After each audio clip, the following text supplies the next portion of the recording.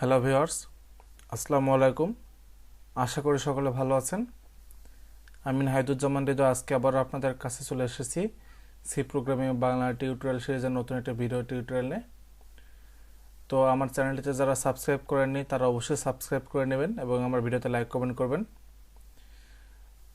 তো আজকে আমরা শিখতে যাচ্ছি কিভাবে আমরা সি প্রোগ্রামিং ব্যবহার করে এবং ইফ এলস কন্ডিশন ব্যবহার করে পাস ফেল বের করতে পারি, অর্থাৎ নির্দিষ্ট নাম্বার থেকে আমরা গ্রেড পয়েন্টটা অর্থাৎ জিপিএ বের করতে পারি।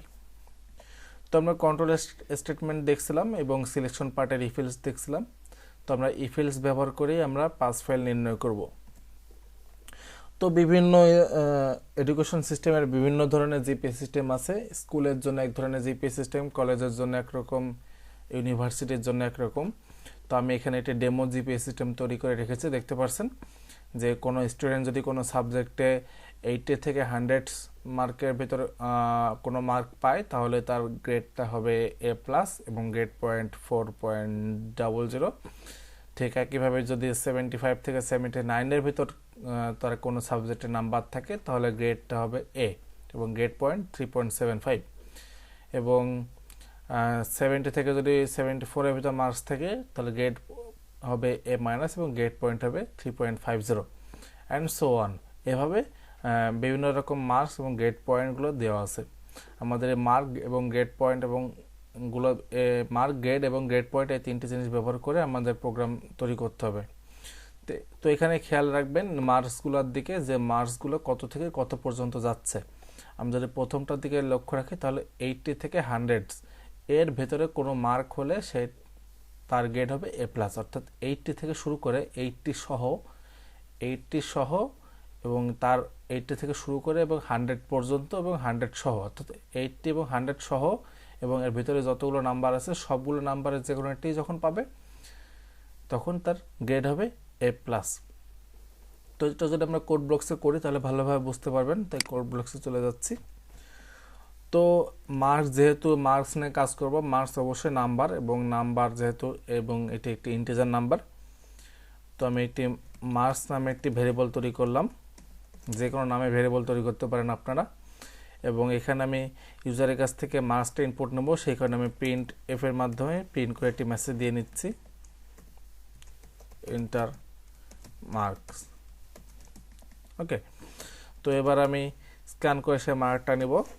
অবশ্যই মডুলাস ডি ব্যবহার করব যেহেতু এখানে ইন্টিজার টাইপের ডাটা ব্যবহার করা হচ্ছে।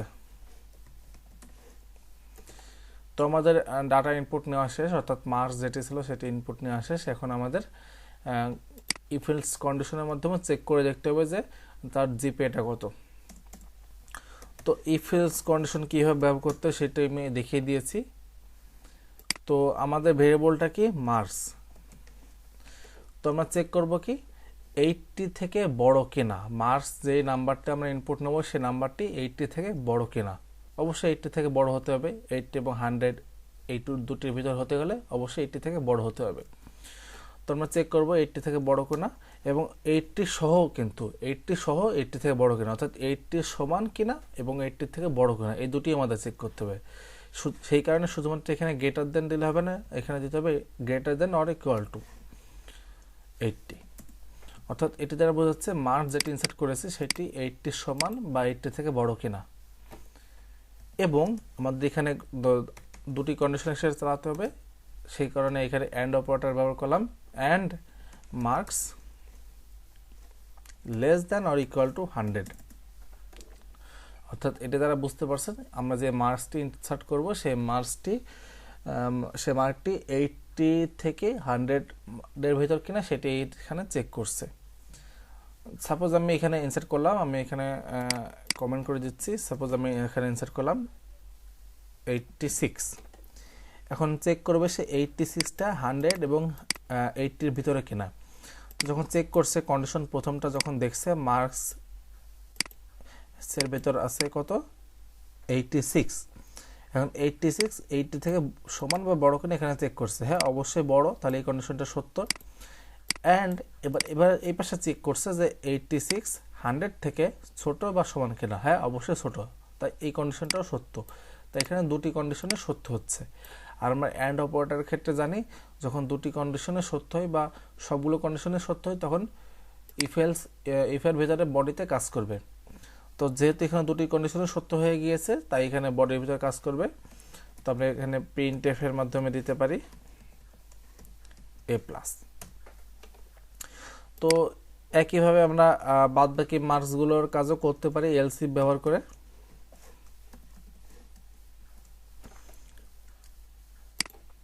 মার্কস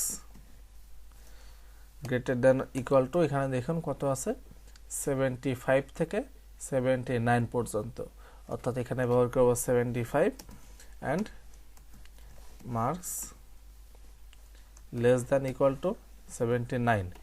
এই মার্কসের ভিতর যদি থাকে তাহলে সেই স্টুডেন্টের গ্রেড হলো এ।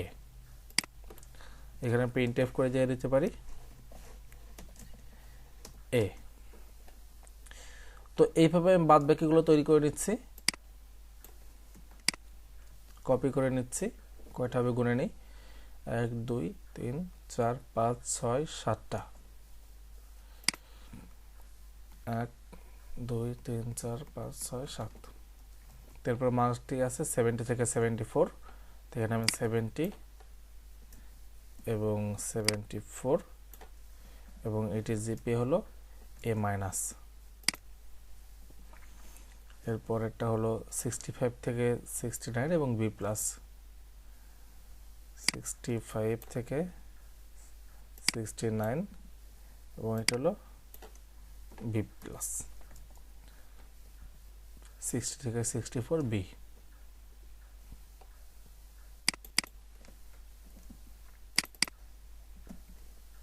এবং এখানে হবে B। 55 59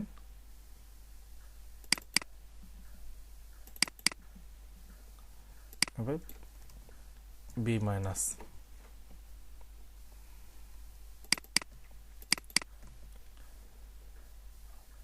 50 থেকে 54, 50 থেকে 54 এটি হবে C+।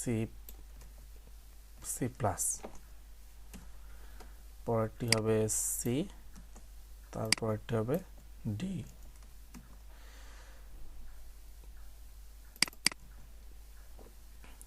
45 থেকে 49, 45 থেকে 49 আমি এটি তৈরি করে নিচ্ছি, পরে আপনাদের বুঝিয়ে দিচ্ছি। 40 থেকে 44, 40 থেকে 44 এরস।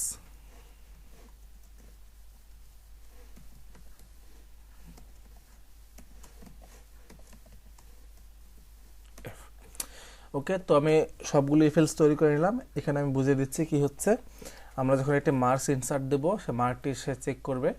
প্রথমে ইফের ভিতর চলে যা চেক করবে যে সেটি 80 থেকে 100 এর ভিতর কিনা। যদি এর ভিতর হয় তখন সে প্রিন্ট করবে A+। যদি এর ভিতর না হয় তাহলে এই কন্ডিশনটি মিথ্যা হয়ে যাবে এবং তখন সে এলসিফ এখানে চেক করবে যে 75 থেকে 79 এর ভিতর কিনা। যদি এই কন্ডিশনটি সত্য হয় তখন সে প্রিন্ট করবে A। যদি এর ভিতরেও না হয় তখন সে নিচে চলে আসবে, নিচে চলে এসে চেক করবে 70 থেকে 74 এর ভিতর কিনা। যদি এই কন্ডিশনটা সত্য হয় তাহলে প্রিন্ট করবে A-। যদি এই কন্ডিশনটা মিথ্যা হয় তখন সে এই ইফ স্কিপ করে পরবর্তী এলসিফে চলে আসবে। এখানে চেক করবে যে মার্কটি 65 থেকে 69 এর ভিতর আছে কিনা। যদি থাকে তাহলে সত্য হবে, সত্য হলে প্রিন্ট করবে B+। আর যদি মিথ্যা হয় তখন সে পরের লাইনে চলে আসবে 60 থেকে 64 এর ভিতর কিনা সেটা চেক করবে। যদি চেক করে দেখে যে 60 থেকে 64 এর ভিতরে নাম্বারটি আছে তখন কন্ডিশনটি সত্য হবে এবং প্রিন্ট করবে B। যদি 60 থেকে 64 এর ভিতর নাম্বারটি না থাকে তখন স্কিপ করে চলে যাবে পরবর্তী লাইনে, চেক করবে 55 থেকে 59 এর ভিতর নাম্বারটি আছে কিনা। যদি থাকে তখন প্রিন্ট করবে B-। এবং যদি না থাকে তখন সে পরবর্তী লাইনে চলে যাবে 50 থেকে 54 এর ভিতর কিনা চেক করবে। যদি 50 থেকে 54 এর ভিতর নাম্বারটি থাকে তখন সে প্রিন্ট করবে C+। যদি কন্ডিশনটি মিথ্যা হয় তখন সে পরবর্তী লাইনে চলে যাবে 45 থেকে 49 এর ভিতর মার্কটি আছে কিনা সেটি চেক করবে। যদি থাকে তখন প্রিন্ট করবে C। যদি না থাকে তখন সে C প্রিন্ট করবে না, সে পরবর্তী লাইনে চলে যাবে 40 থেকে 44 এর ভিতর নাম্বার আছে কিনা সেটা চেক করবে। যদি নাম্বার থাকে 40 থেকে 44 এর ভিতর তখন সে প্রিন্ট করবে ডি। যদি কোনোটাই সত্য না হয়, এখানে লক্ষ্য রাখবেন এর ভিতর যদি কোনোটাই সত্য না হয় তখন সে প্রিন্ট করবে এফ, অর্থাৎ 40 থেকে 4 শুরু করে 100, 40 থেকে শুরু করে 100 এর ভিতর যদি নাম্বার না থাকে তখন সে ডিফল্টভাবে প্রিন্ট করবে এফ। আমরা যদি এটা রান করি, হ্যাঁ রান হয়েছে, ইন্টার মার্কস। আমি যদি এখানে 56 ইনসার্ট দিই তাহলে দেখাচ্ছি বি মাইনাস।